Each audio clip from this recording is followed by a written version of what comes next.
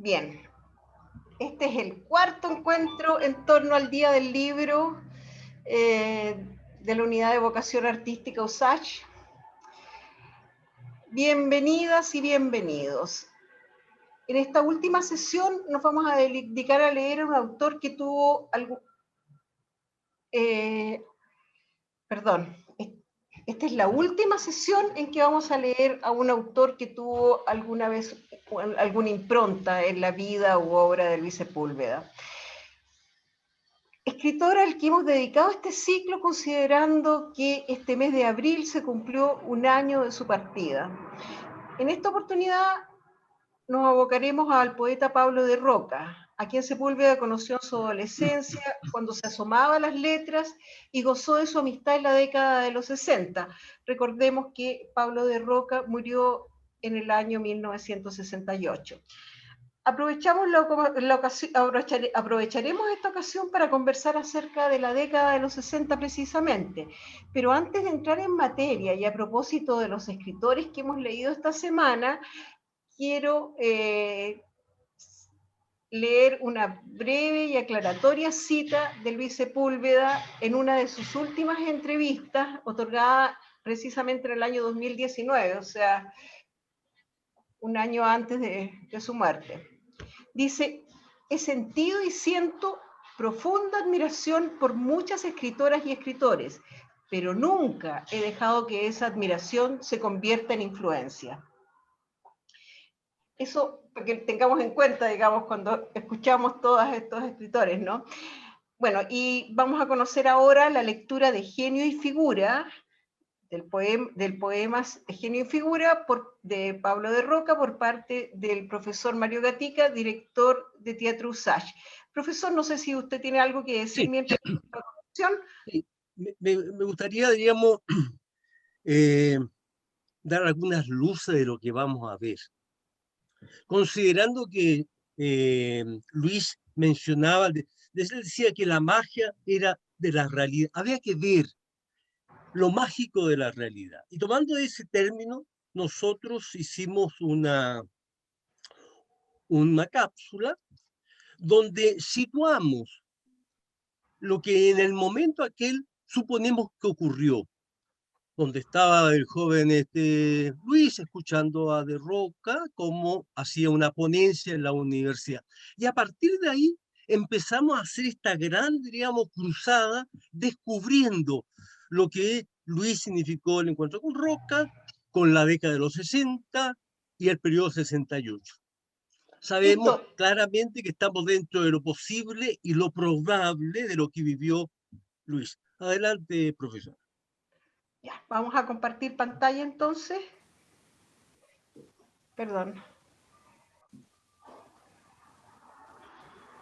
Quisiera que me dijeran si se ve en la pantalla Sí, lo que se tiene que ver, ¿sí? se ve.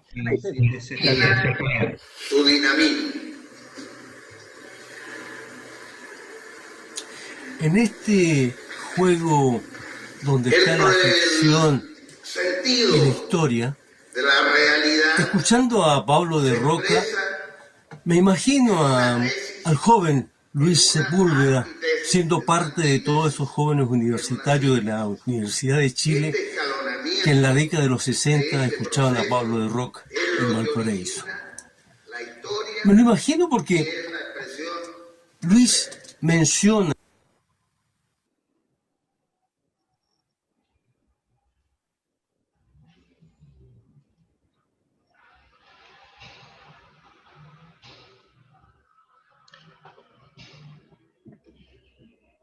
Vamos a compartir de nuevo pantalla.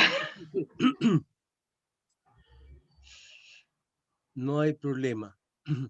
Para nosotros fue muy interesante abordar a Luis Sepúlveda porque para muchos, y me sumo, poco sabía de él. Y el enterarnos de la existencia de poetas y escritores que, de una u otra manera, frente a la distancia, porque él estaba en Europa, cuando uno empieza a leer sus libros, lo vigentes que son y lo actuales, y después lo haremos en qué medida yo relaciono esa contingencia actualizada en sus escritos.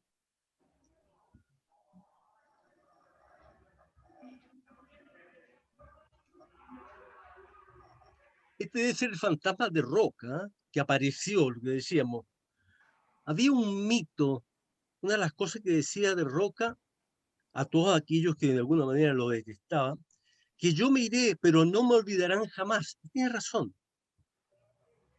Fue un hombre que tenía una fuerza y un dinamismo que llamaba a acogerlo como gran amigo o tenerlo distante porque el tipo era un bravucón. Desde ese aspecto diría que eso es lo interesante, ¿no? Mostrar la humanidad del escritor. Dígame, profesor.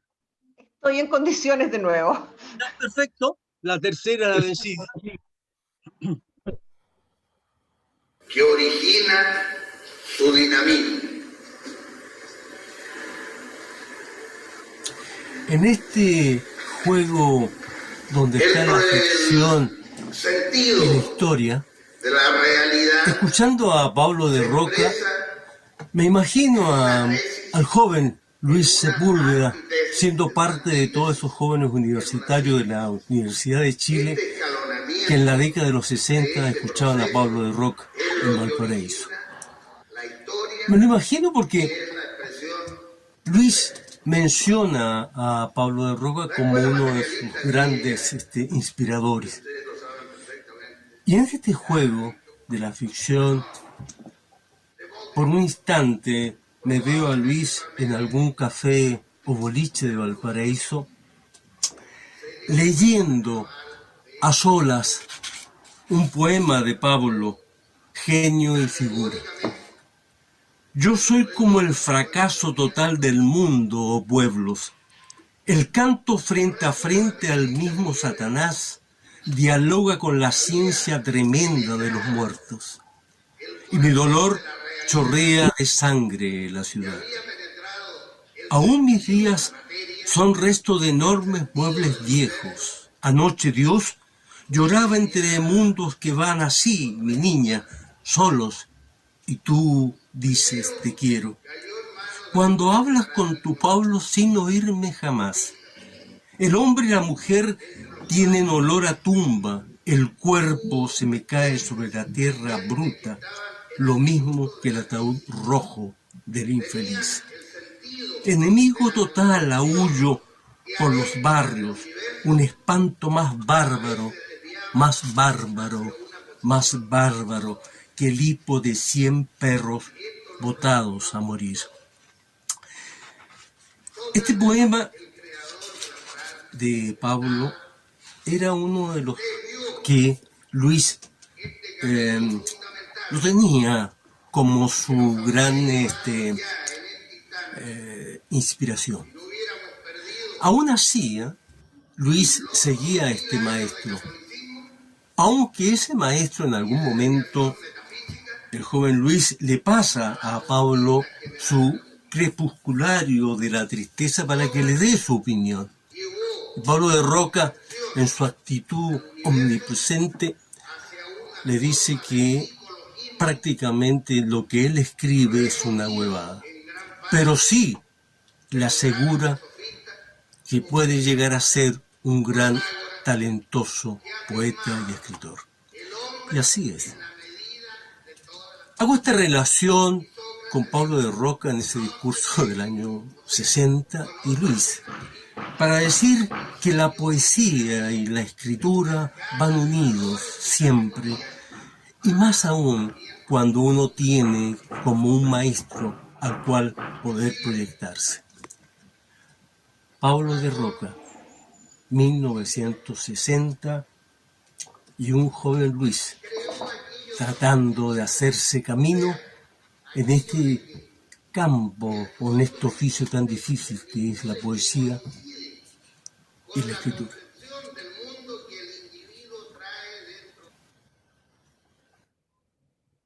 Bien. Bueno, ese es el poema de Roca, Genio y Figura, entendiendo que genio y figura pertenece al famoso refrán que dice genio y figura hasta la sepultura. Lo que quiere decir, ¿no? Y yo creo que ahí Luis le interesó, porque si este refrán hecho poesía, lo publica el año 1916, se supone que ya Luis lo había requete contra leído. Y si era genio y figura y nos referimos al refrán, quiere decir que este planteamiento que tenía de Roca era un pensamiento que nacía, crecía, se formaba y moría. En otras palabras, estaba llamando a un acto de convencimiento. Hay muchos que han hecho genio y figura. Está el genio y figura de Sábato, está el genio y figura de Sor Teresa. O sea, todos tienen su genio y figura para decirle a la humanidad: yo soy así. Y si es así ese Pablo de Roca, obviamente que Luis, con sus 16 o 17 años, ante un hombre de 70, tenía ante sí a un hombre que le daba el sentido de la convicción. Y estaba hablando con Pablo de Roca, que ya lo conocía. No hablaba con Pablo de Neruda, que también existía. Lo que pasa es que Pablo de Roca le daba a él la confianza, pese a que le había dicho que sus escritos valían callampa o valía una hueva, pero le daba la convicción y casi la sentencia que usted, pese a lo que escribe, que son puras cagadas, va a tener un futuro. Siga así, sea honesto, que va a ser un gran poeta y escritor. Yo creo que eso fue lo que cautivó. Y si uno se remonta un poco a sus 16, 17 años, el anhelo que uno tiene es tener un tipo mayor, que generalmente no es el padre, es el tío, el abuelo o el vecino, que tiene una actividad distinta, que le dice a uno: tu camino es este, chico, y hazlo. Y es tanta la fe que ese ser pone, que a uno lo convence y dice: sí, es verdad. No olvidemos que Luis tenía a su padre, que era cocinero, su madre, que era enfermera. Y tenía dos tíos abuelos, uno anarco, y otro también había sido militante de las fuerzas progresistas de España. Y esos viejos le dijeron a él, y eso es la importancia. Y creo, y no equivocarme, creo que para Luis sus 16 años son importantísimos. Ahora, volviendo a De Roca y en su genio y figura, lo que escucharon ustedes, si estuviera Roca acá presente, capaz que me putea, porque hubiese dicho: mi poesía no es así, mi poesía no se clama, no es melosa, mi poesía es aguerrida. Y voy a hacer una lectura de lo que yo considero que sí, Pablo de Roca me podría decir: lo felicito, Mario, tiene un buen futuro. Dice: yo soy como el fracaso total del mundo. ¡Oh! ¡Oh, pueblos! El canto frente a frente al mismo Satanás. Dialoga con la ciencia tremenda de los muertos. Y mi dolor chorrea de sangre la ciudad. Aún mis días son resto de enormes muebles viejos. Anoche, Dios, lloraba entre mundos que van así, mi niña, solos. Y tú me dices: ¿te quiero?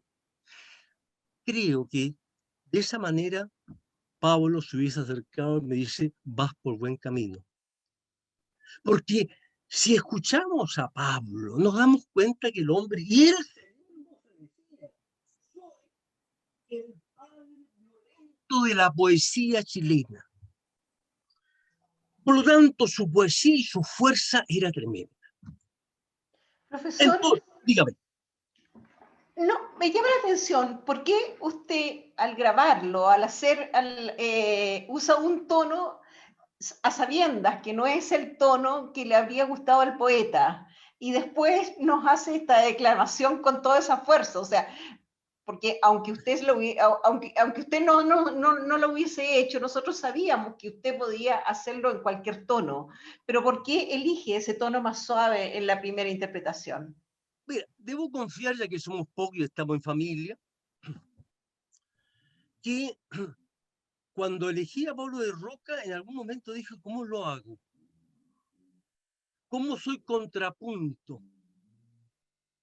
Si me decía, si yo partía haciendo la cápsula con esta vehemencia, que también no corresponde a Roca, pero por lo menos desarticulo el fraseo o lo hago asimétrico en su movimiento, no tendría argumento para después. Entonces dije yo, hago la típica poesía de la lectura típica que cualquier individuo podría hacerla, no conociendo al autor. Desde el momento que hago la cápsula a la ficha y escuchando 1000 veces a De Roca, me doy cuenta de que lo correcto es la asimetría y no la cosa melosa que hice. Por un error que uno siempre cree que la poesía tiene que ser melosa. No, hay escritores. Y voy a hacer un pequeño alcance, por favor, para que vean ustedes que De Roca está influenciado por otro grande. Y ese grande, y él lo admiraba mucho, era Rimbaud. Rimbaud. Y yo voy a leerle algo de Rimbaud y usted me va a decir si no es De Roca. Dice así: una temporada en el infierno. Dice, en otro tiempo, si mal no recuerdo, mi vida era un festín en el que se abrían todos los corazones y en el que se derramaban todos los vinos. Una noche sentía la belleza en mis rodillas, la hallé amarga y la injurié. Se dan cuenta que si tomamos a De Roca y leemos a Neruda, Neruda tiene un canto meloso, romántico, clásico, poesía y metáforas maravillosas. De Roca es lo contrario, es lo adverso. Hay una situación bastante interesante. Cuando De Roca descubre a Pablo Neruda y Neruda descubre a De Roca, ese encuentro fue terrible. Porque y él lo describe, es decir, mientras Pablo Neruda pedía leche más leche y gaseosa, yo lo que tomaba era un pipeño, buen vino. Y le dije, tómate un buen vino y buen pipeño. ¿Para qué estáis tomando cuestiones de mujercita? O sea, ya con ese ámbito, desde el punto de vista gastronómico, te estaba diciendo que ya en términos, digamos, sibarita de los gustos personales, ya había una gran diferencia. Bien, continuando.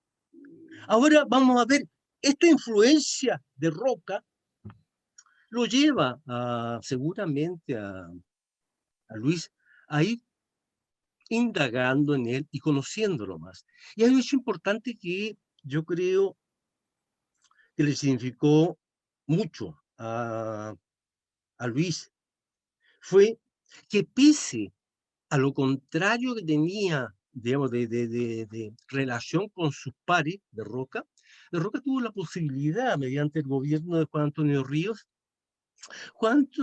digamos, que fue el único tipo de poder que escuchó y supo que Pablo de Roca era un buen representante de la literatura chilena. Y él hizo toda una movida y le dio la posibilidad de que recorría toda Latinoamérica juntando en un gran encuentro poético. Y eso yo creo que para uno, joven, ve que el viejo, si logra eso, es porque hay algo importante. Entonces, ese es un comentario aparte que hago yo en relación con el presidente Ríos. Ahora, situándonos en Luis, pensemos lo siguiente. Los llevo a que nos remontemos del año 60-63. Nosotros con 16, 14 años que vivimos en provincia y llegamos a Santiago. Y en Santiago pasa todo. Hay un movimiento social, hay un movimiento estudiantil increíble. Sabíamos, y él como aspirante a la poesía y a la escritura, él sabía perfectamente que en el Bosco, ahí en Alameda, se juntaban todos los poetas y escritores. Él sabía que en La Piojera se juntaban otros y tantos. O sea, había un movimiento cultural impresionante. uno se topaba con el escritor y el pintor, y eso alimentaba mucho. Entonces, a partir de ahí, con su, digamos, con su necesidad de aprender, de captar, de darse cuenta de lo que pasaba, se dio cuenta que este Santiago de Chile se producía un movimiento cultural sumamente importante. Fueron las revueltas estudiantiles. No nos olvidemos que ese periodo 60-70 a nivel mundial fue el único momento que diríamos que surge el renacimiento y el romanticismo con toda su fuerza en el siglo XX, perdón, siglo XIX. Porque teníamos todo lo que estaba pasando con el movimiento francés en el mayo de 68, que a su vez los franceses cumplían los 100 años de la Comuna de París. Y se volvía la réplica acá en Chile en términos que se producían las grandes transformaciones. No olvidemos que la Universidad Católica y la Universidad de Chile es la gran transformación universitaria. Entonces, todo eso inquieta. Todo eso inquieta. Y eso lleva también a pensar que aparece la conciencia ideológica. Por eso los escritos de una u otra manera de Sepúlveda han relacionado con el contexto en que se da. Profesor, tengo algunas fotos de Santiago de los 60. Ya, no le escuchaba, profesora. Yo, claro, es que no había puesto el micrófono, así que Ya, era normal sí, que no me escuchara. tengo algunas fotos de del Santiago de los 60. Recordamos que por esos años Luis Sepúlveda era estudiante del Instituto Nacional, no, él estudió en otro lado. No me puedo acordar ahora cuál, pero era un estudiante santiaguino que vivía en la comuna de San Miguel, ¿no? Ya, un momentito que les voy a mostrar las fotos, espero que no dar el mismo espectáculo de recién, ¿no? No.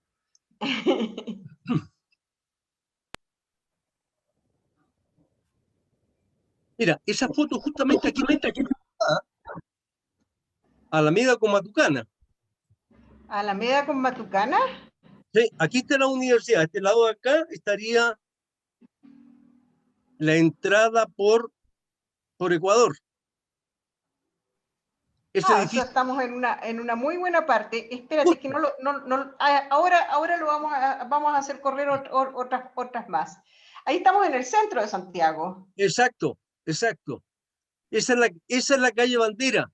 Y ahí está el Bosco. El famoso Bosco. Cállense, para que vean ustedes que los años pasan y seguimos igual. En ese periodo ya teníamos problemas de locomoción y hoy sigue igual el mismo problema. Eso es importante. Bueno, y ahí teníamos las manifestaciones, es que en ese tiempo los estudiantes se manifestaban con corbata, a lo mejor pasó muy rápido, pero bueno, era para entregarles un pequeño vistazo. Y, profesores, yo creo que las fotos son muy acertadas, porque hay dos elementos importantes. Primero, el secundario de esa época, porque esos alumnos que van con corbata son todos alumnos de secundaria. No, son alumnos de la USACH, profesor. Es una manifestación de universitarios. Ya, claro, de acuerdo.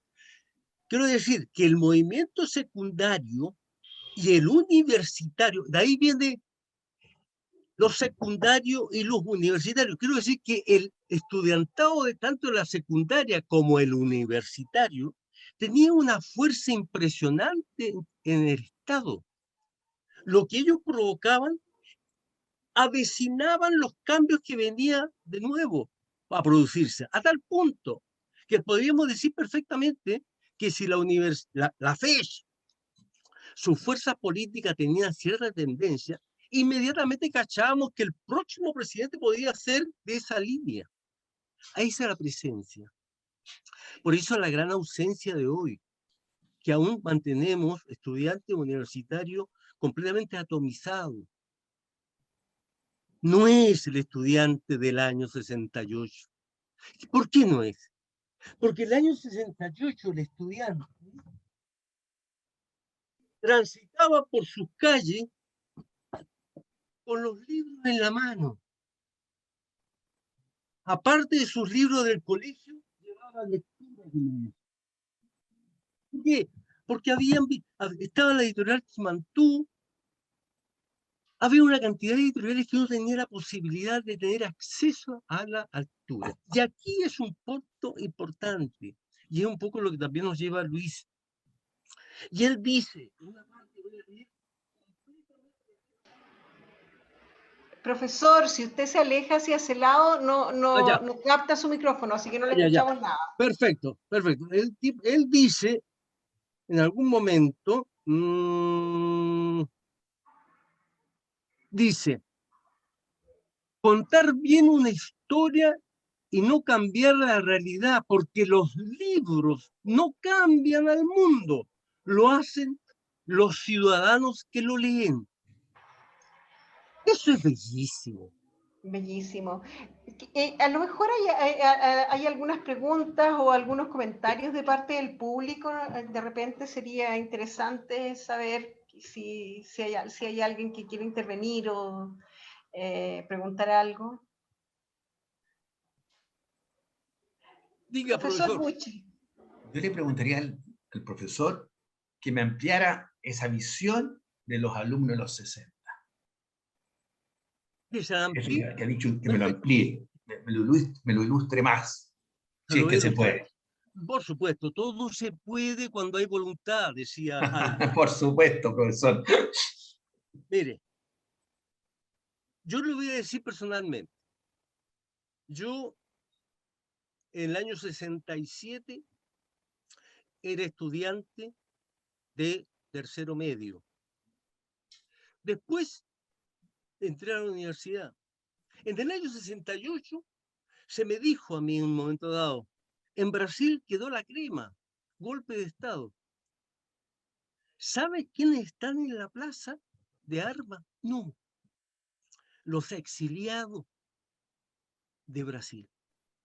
Y todo el liceo Amunátegui, yo estudié en el liceo Amunátegui.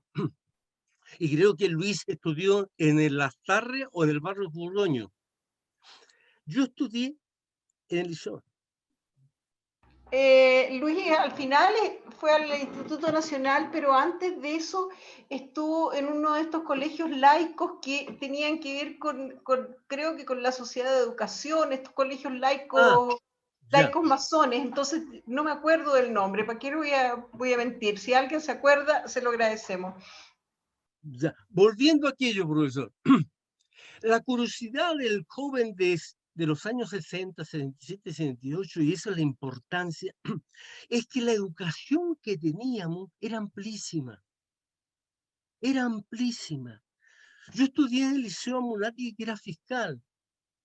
Tenía como ejemplo francés, inglés, y optativo tenía italiano y ruso, y alemán, 5. Y le puedo asegurar que en los 5 habían alumnos. Tenía una sala de teatro que era un tachito pequeño, casi barroco francés. Había una inquietud. ¿Pero por qué estaba la inquietud? Porque ahí habían grandes pensadores. Mi primer filósofo fue Marcuse, Herbert Marcuse.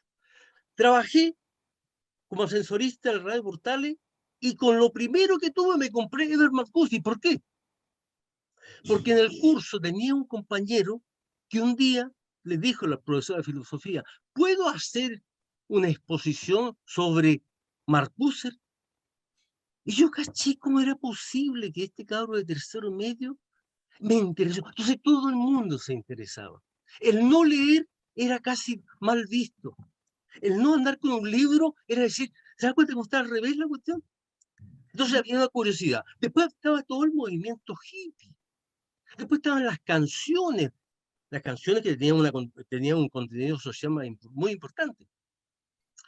Y después estaba el movimiento francés. O sea, sabíamos, nos interesábamos, había una efervescencia, no podíamos ser ajenos a lo que pasaba.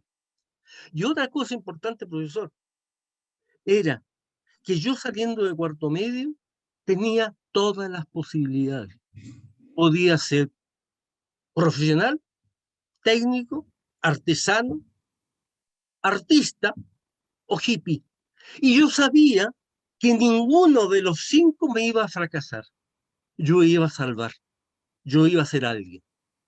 La ruptura que se da después es cuando al estudiante, tanto universitario como secundario, lo castran, le sacan todas las posibilidades y le dan una. Usted tiene que ganar dinero, punto. Y ahí se produce la fractura. No sé Es si le que, respondo, pero yo creo que es- eso para mí es lo que me provocó acercarme a la lectura y saber un poco más de lo que me enseñaba en el colegio, que ya era. Entonces, eh, Muy ilustrativo, profesor. Le agradezco, muy ilustrativo. Me ha dado una panorámica fantástica. muchas gracias, gracias. Eso indica que estoy haciendo sinapsis. Muy el bien, muy contraste bien. con ese Chile es el que es al que alude Luis Sepúlveda cuando habla de este Chile convertido en un remedio de Miami después que él vuelve una vez recuperada la democracia, y además de eso después llama la atención cómo esto se va ahondando, ¿no? O sea, él mismo decía que había, claro, tú dices, estudiaste ruso en la enseñanza media, él decía que había salido con 3 idiomas del Instituto Nacional, cosa que en estos momentos no sucede ni a la salida de la universidad. No, Entonces, no. eso es un Otro, contraste otro bien. alcance. Imagínense enseñar ruso. Enseñar ruso. Una maravilla enseñar ruso. Pero Sin mira, idioma. pero más allá de la enseñanza, porque mira, habían otros profesores. Y era el profesor que te escuchaba. Yo tuve un profesor de historia que gracias a ese profesor de historia puede cachar mucho. El viejo profesor de historia, con su viejo abrigo, llevaba aviones en los bolsillos. Y cuando pasábamos a la Segunda Guerra Mundial, era así, ¡ahí viene! ¡Al suelo! Y todos iban al suelo. Y dábamos vuelta los pupitres, porque él hacía, o sea, creíamos. Eso es importante. Cuando el alumno no le cree al profesor, es porque el profesor no está entregando estímulo. Entonces, Esa es una gran verdad. con eso tú tendrías la posibilidad de hacer mi cosa. Volviendo a Alicia, que el tiempo se nos va volando, creo que una de las grandes cosas que le provocaron como personajes influyentes, por ejemplo, tenemos con lo que leía la primera más, el Oloane. Yo creo que Oloane para él fue importante porque descubrió todo lo que era el sur, la belleza, la libertad que le daban todo, las aves, los peces, el sentido de la libertad y de la naturaleza. Por eso, en su libro, eh, el mundo- Profesor, cada vez que usted está me hablando, voy. ¿no?, Ah, y ya, mira para el otro lado, no lo escuchamos, entonces ya, ya. perdimos todo el hilo. No, no, no, no, no. Bueno, Eh, ¿Nos falta mucho? BTR. No, BTR me quiere boicotear la Sí, charla. sí, yo creo que antes de que BTR nos pille, deberíamos tratar de, o sea, a lo mejor sería bueno que volviéramos a lo nuestro antes de que BTR nos corte No, no, abruptamente, porque si no va a ser horrible. no, no, voy a hacer dos cosas. Para tomar a Coloane, que como quien, digamos, el gran inspirador que lo ayudó, o sea, no lo ayudó, le permitió acercarse a lo que es la belleza de la naturaleza más salvaje, porque él hace en su libro El mundo, el fin del mundo, él hace alusión de lo que significa el viento, el contacto con la naturaleza más salvaje, pero no dañina, no mortal, porque él dice, yo salí a sentir el viento, aunque me decían, ten cuidado, cabro, que el viento es tan fuerte que te puede rajar la cara. Eso no le importó porque quería sentirse vivo. Y Coloane lo llevó para allá. Pero Coloane también le dijo, ojo, cabro, tenés que cachar lo que pasa en realidad. Por eso, el libro El mundo al fin del mundo es una postura crítica. Yo diría que él se adelanta a todo lo que es el movimiento ecológico. Por eso se hizo amigo y trabajó con Greenpeace. ¿Y el tipo se la farrió? No, el tipo trabajó con todo, porque no fue un pretexto para que eso lo llevara a más fama. Fue consciente. Y ahí fue esa conciencia ideológica de lo que estaba pasando en el sur austral, estaba Roca. Y después cuando escribe el libro El viejo que leía novelas de amor, que está dedicada a dos grandes dirigentes de la selva, de los Shuar, que la gente le decía que eran los jíbaros, el tipo también sacó, desnudó lo que estaba significando los grandes asesinatos, la humillación que vivían estos pueblos. O sea, termino diciendo que Coloane le permite a él la libertad de descubrir el universo, pero con sus defectos, que él también lo escribe y lo denuncia. Y Roca le da la convicción, le da el derecho de ser crítico, audaz y revolucionario en su planteamiento, y no dudar jamás, y no ser complaciente con nadie. Si a usted no le gusta lo que yo hablo, váyase. Yo no voy a cambiar para darle a usted comodidad de decir, menos mal que alguien habla algo que a mí no me afecta. Son dos cosas, dos pilares fundamentales que Luis logró como esponja captar. Y creo que si no hubiese ocurrido lo que pasó el año pasado, creo que hoy Luis estaría acá y estaría escribiendo acerca, de ejemplo, del daño, de la violencia contra el pueblo mapuche. Estaría ahí, cachando qué es lo que pasa realmente. Estaría en Petorca, denunciando quienes roban el agua, porque él hacía una suerte de novela periodística. Sus relatos están llenos de hechos reales. Por eso él dice claramente la magia de la realidad. A diferencia de lo que podría escribir, no sé, la Isabel Allende, que hay un realismo mágico que puede estar ubicado en cualquier parte, pero que también es crítico. Pero no tanto cuando la magia de la realidad, que no la tergiverso ni tampoco la interpreto, solamente rescato, la muestro con una pátina, ¿no es cierto?, para que no sea cruel y trágica.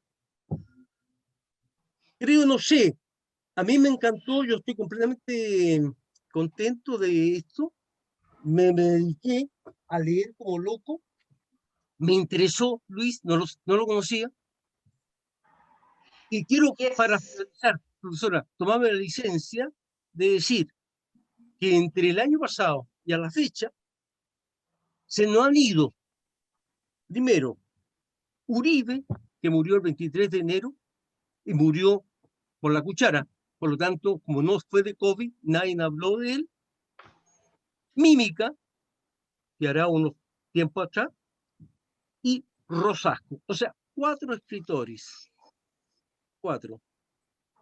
Solamente va a decir, y todos de una manera menos, o sea, Uribe también, de una generación que si no permitimos que los alumnos, la juventud o nosotros mismos leamos, de aquí a 20 años más, el escritor, el poeta, va a ser un personaje digamos, de estatua prehistórica. Diga, profesora Rubí, ¿iba a decir algo? Ya. Eso, profesora Marcela, no sé si usted quiere decir algo, no sé. No, más que nada agradecer y destacar la importancia del análisis que usted hace en cuanto a estos dos escritores que marcan de alguna manera las inquietudes de la juventud y un poco la escritura hacia adelante de Luis Sepúlveda, que es por un lado Francisco Coloane, a quien él declara el escritor que más admira, y Pablo de Roca, que amplía sus perspectivas literarias. Entonces, Ernesto va a agregar. Sí, Profesor Ernesto. No, yo no voy a agregar mucho, en realidad yo voy a consultar un poco, porque en realidad Pablo de Roca, para todos aquellos que estamos un poquito ligados a la literatura, lo vemos como una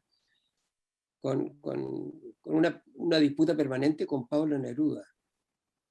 La disputa permanente con Pablo Neruda que se da cuando son miembros del Partido Comunista, ellos, ¿no? Y allí los poetas están divididos. Unos son nerudianos y otros son de Pablo de Roca. Ahora, lo importante sería saber qué fue lo que ocurrió que se haya provocado esa situación, y es que Pablo de Roca publicó una crítica muy ácida a Neruda y lo llama plagiador, mitificador de los trabajadores, etcétera, etcétera. Lo clasificó incluso de falso artista y militante. Y esto fue un rechazo grande de parte de Pablo Neruda. Trató hasta de burgués en algún momento. ¿Perdón?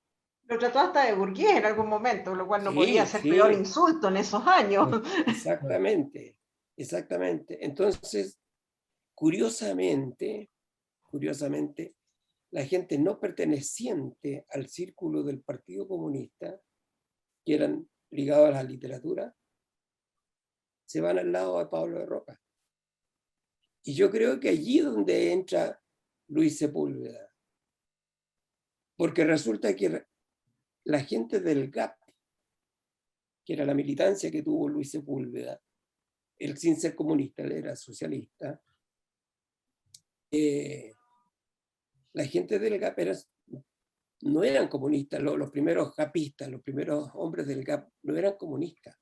Primero fueron los miristas y después fueron los socialistas, ¿no? Claro, entonces, Sepúlveda fue allí comunista. Sepúlveda es de padre comunista, abuelo anarquista, y pasó por el Partido Comunista en su juventud. Fue becado a una universidad moscovita, no le gustó lo que vio ahí, se volvió antes de terminar el curso, y después de eso lo expulsaron, o sea, salió, eso no está claro, si salió, se fue o lo echaron del Partido Comunista, y después se va al Partido Socialista, pero se va a una facción bien especial, fíjate, que son los helenos. Sí, los helenos. Que son los del ELN, que es el Ejército de Liberación Nacional, que se va después a Bolivia, o sea, no tienen nada que ver con los helenos griegos, ¿no? No, sí sabemos cuáles son. Sí sabemos cuáles son. Y ellos, en realidad, y allí uno encuentra mucha gente ligada a la literatura que son Pablo roquistas, diría yo, más que nerudianos, ¿no? Más que, porque en realidad Neruda lo consideraban, le tenían un distanciamiento muy grande por la actitud que tenía Neruda. Era un gallo bastante especial. Era un tipo muy, muy especial, que mantenía incluso una cierta distancia con la gente, no era tan amigo de la gente como se le ha levantado, ¿no? Y él tenía también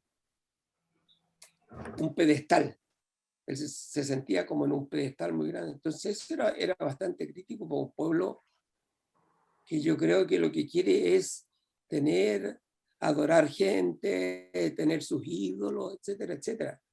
Entonces se producía un alejamiento. Y Pablo de Roca, por eso que se pone pesado en su libro, que creo que lo publica por el año 55, por ahí, ¿no? Sí.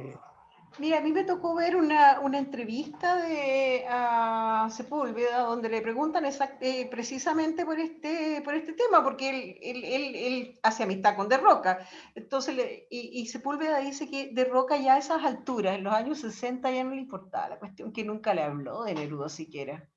Y claro, que como poeta ya lo valoraba, o sea, ya lo había superado, pero el mito quedó, ¿no es cierto? Y quedó fuerte hasta el día de hoy. Y la otra cosa que yo creo que hay que destacar es Pablo de Roca, es que él se suicidó.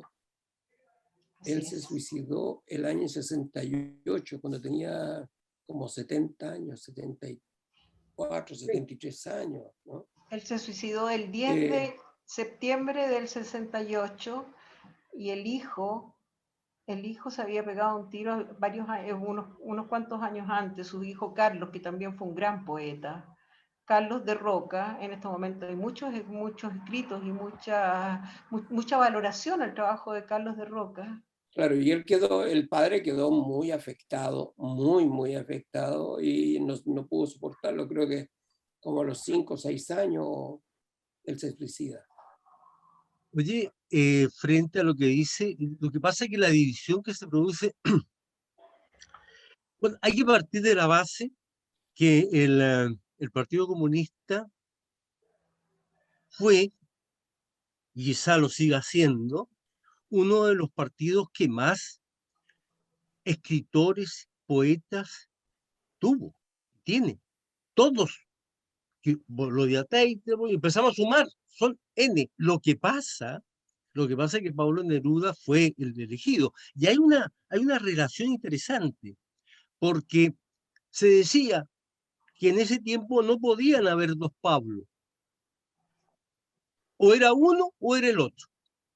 Y el elegido, el protegido, el canciller, el embajador, el que después trajo el Winnipeg, y todo aquel, era Pablo Neruda.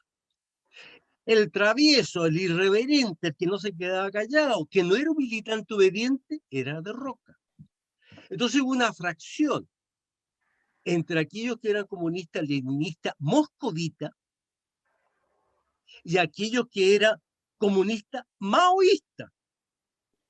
Y de Roca era marxista, leninista, maoísta. Por lo tanto, una corriente completamente distinta a la moscovita. Entonces, había un problema político serio de ideología y de dogma, fuera que cada uno de ellos prequería. Pero hay una cosa que mira, yo le saco el sombrero a De Roca, que empieza a pasar hambre, porque el tipo vendía sus libritos a cambio de zapatos, calcetines, ropa, comida. Y él decía, yo soy así, porque así me gano la vida y no le debo un peso a nadie. Y a nadie tengo que pedirle muchas gracias por lo que hiciste conmigo. Y eso le daba el derecho a pararse bien y con la frente amplia de no causarle a nadie problemas, solamente que él mismo se causaba el problema. Entonces, no peleó mucho con respecto a que si yo sea o no sea el elegido. Y con respecto a la muerte, al suicidio, Bolaño dice algo con respecto a eso mismo, y dice que son pocos los autores, que son pocos los autores que aspiran a ser inmortales, pocos, porque saben que no lo conocen. Yo no puedo, si soy escritor, puedo aspirar a ser inmortal, no lo puedo decir, ni tampoco pensar, porque ¿qué me transforma en inmortal y alguien que me mantiene vivo? ¿Entiendes? Entonces la muerte es un mecanismo para ser inmortal. Cambiemos de plan. Si Carlito Gardel no se hubiese muerto, ¿sería el Carlito Gardel que hoy recordamos? Quizás no. Pero yo creo que la muerte, lo trágico, ayuda en parte a que esa imagen quede como un personaje inmortal. Es una opinión muy personal. Sí, sí, y es un tema sobre el que podríamos conversar muy latamente. Y ya nos estamos pasando en la hora, estamos abusando un poco del tiempo de nuestros asistentes, así que yo creo que llegó la hora de despedirnos. Muchísimas gracias. Yo también. Todos cordialmente invitados para mañana, en que vamos a tener con nosotros, además de mostrar un trabajo muy interesante que hizo la profesora Ruy García, vamos a tener con nosotros a Víctor Hugo de la Fuente, quien es director del Le Monde Diplomatique Chile y amigo personal de Luis Sepúlveda. Además de eso, vamos a traer un pequeño saludito de la escritora Pía Barro. Entonces, por favor, será un tremendo gusto recibirlos mañana. Y no sé si quieres agregar algo, Mario. No, mira, primero, uno siempre agradece el hecho de la audiencia. Es decir, el hablar solo es bueno, pero tendría que ser frente al espejo para tener a alguien que yo sepa que me está mirando. Entonces, saber que contamos con estos colegas interesados por lo que íbamos a exponer, para mí me llena de contento. Y creo que a los dos, Marcela, también eso nos hace estar contentos porque hemos cumplido con nuestro objetivo. Yo creo que nuestro propósito era esto. ¿Entendés? Y creo que yo me siento que se logró. Y yo estoy muy agradecido por eso. Bien. Chao y muchas gracias. ¿Por qué? Pues, que estén muy bien. Muchas gracias. Lo único que quería decir yo una cosa. Diga. Yo quería plantear es qué posibilidad hay de convocar más gente, más asistente a este homenaje para mañana. En eso estamos. Perfecto. ¿Y de qué manera podemos ayudar a que sea así? Bueno. No que dejarles la pega a ustedes solamente. No, por favor, te pido que reenvíes y entusiasmes a tus alumnos y a tu gente, porque es lo que yo voy a hacer por mi parte. Perfecto. Y que le pedimos que lo haga el profe Enio, el profe Mario, la profe Marta, que tiene grandes masas detrás, la profe Ruby, Jaime, y a nuestros invitados también, Leonora. Bueno, perfecto, y que nos nunca despedimos. la conocimos. Bueno, no, pero... Nunca lo conocimos, pero tiene mano. Tiene mano la Leonora, bien. Hay que hacer una investigación exhaustiva. Bueno, pero lo importante, debe ser seguramente alguna universitaria o pariente de alguien. Pero no importa, yo creo que estos fantasmas permitieron también verse acompañados. Gracias, fantasmas. No podemos, o sea, tengo que hacer un trabajito con la profe Ruby aprovechando la reunión, así que en vez de irme y cerrarles la puerta, les voy a pedir que salgan. Ah, ya, perfecto. Si nos vamos al tiro ya. Chao, que les vaya bien en el trabajo. Gracias.